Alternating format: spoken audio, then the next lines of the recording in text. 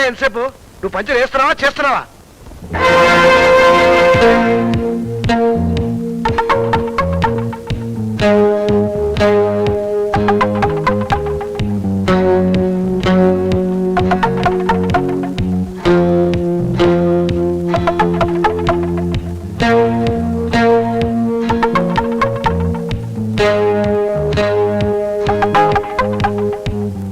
Hello.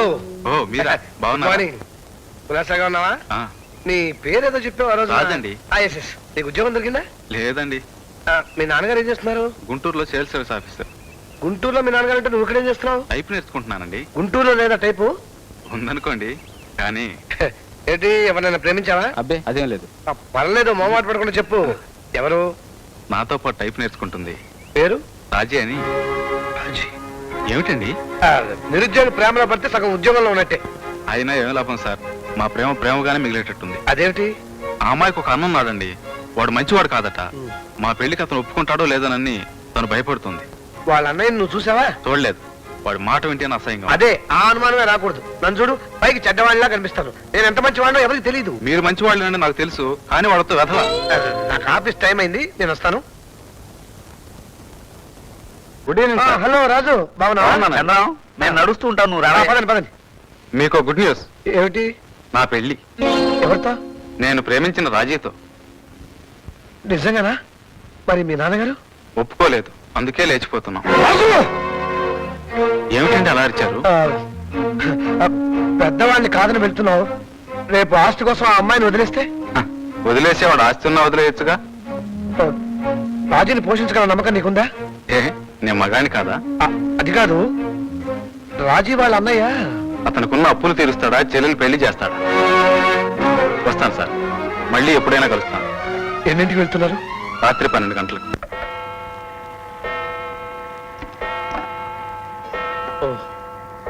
నువ్వు ఇంకా మేలుకునే ఉన్నావా?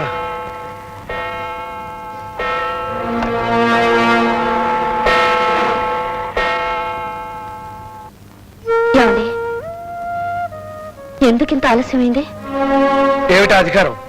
నువ్వు నా పెళ్ళానివా, నా ఆఫీసర్వా? అది కాదండి, ఆఫీస్ 5 గంటలకే వదిలేస్తారు కదా.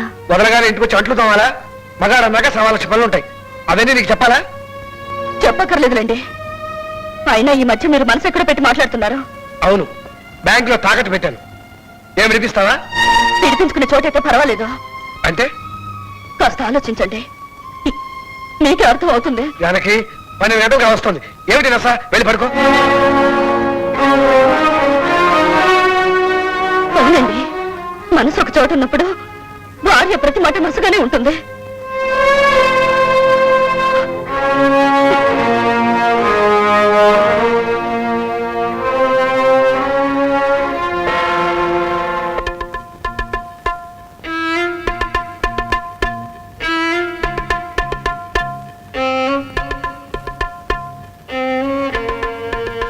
అతనుకున్న అప్పులు తీరుస్తాడా, చెల్లెలు పెళ్లి చేస్తాడా?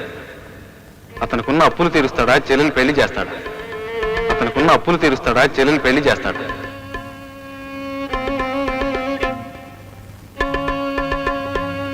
నిజమే, చేయలేను.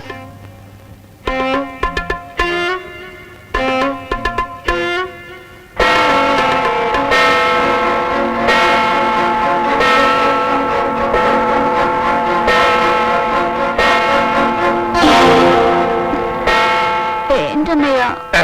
12 గంటలు అవుతుందమ్మా, దాహం వేస్తుంటేను.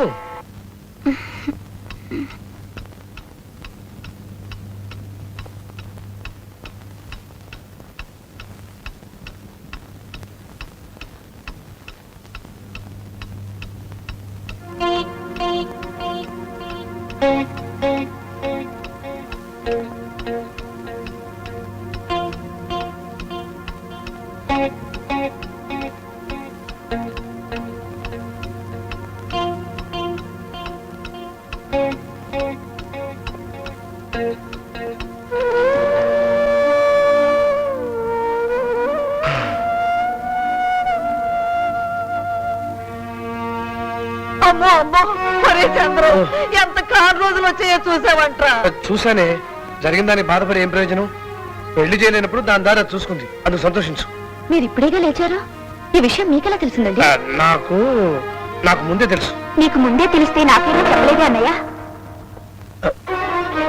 అది అది ఎంత పని చేసావురా చంద్రం. నీకు ముందుగానే తెలిస్తే ఆ సంతోషరావు గారితో చెప్పకూడదు. ఆ అమ్మాయి లేచిపోకుండా జాగ్రత్త పడేవాడు కదా. ఆ కుర్రాడు చాలా మంచివాడమ్మా.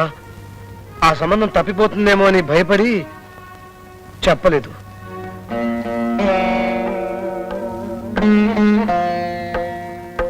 మిమ్మల్ని అందరినీ ఎలా ఓదార్చాలో నాకు అర్థం కావటం లేదు. పేదరికం అనుభవిస్తున్నా, కష్టాలు భరిస్తున్నా ఇన్నాళ్ళు ఆత్మాభిమానాన్ని కాపాడుకుంటూ ఎంతో పరుగుగా బ్రతికారు. కానీ ఈ రోజు నా పరుగుకు దెబ్బ తగిలి మీరెంత బాధపడుతున్నారో నాకు అర్థమైంది. ఏటో చంద్రం, డైలాగులు చెప్తున్నావు. ఏదన్నా నాటకం ప్రాక్టీస్ చేస్తున్నావా? సంతోషరావు గారు, మీరు అవునయ్యా, నేనే. ఎందుకు బాధపడాలి, దేనికి కుంగిపోవాలి? వయస్సు దాటినా దానికి పెళ్లి చేసే స్తోమత లేని నేను అది గడప దాటితే బాధపడడం దేనికి? ఇంకా దాని ధైర్యానికి తెగింపుకి సంతోషపడాలి గాని. నీ కూతురు లేచిపోయినా నువ్వు సంతోషపడతావు, నీ పెళ్ళం చచ్చిపోయినా నువ్వు సంతోషపడతావు, నీ కొడుకు ఉడిపోసుకున్నా నువ్వు సంతోషపడతావు.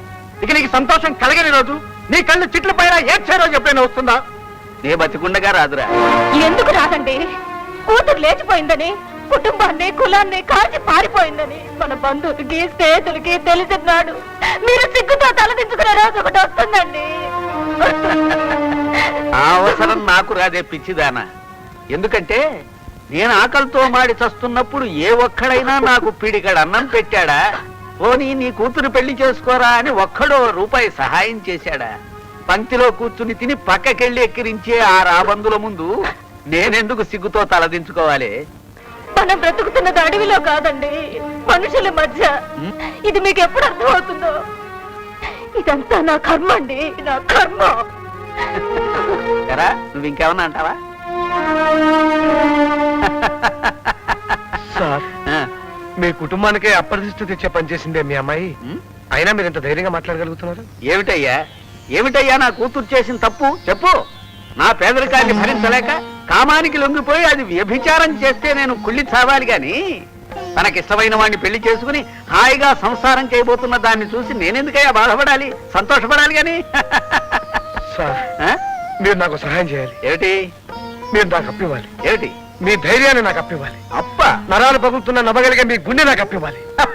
అదిగో అలా మనస్ఫూర్తిగా నమ్మగలిగే మీ మనోబలాన్ని నాకు అప్పివ్వాలి సార్. ఇది ఒకరిస్తే పుచ్చుకునేది కాదయ్యా, స్వార్జితం. నువ్వు ట్రై చెయ్యి, సాధించగలవు.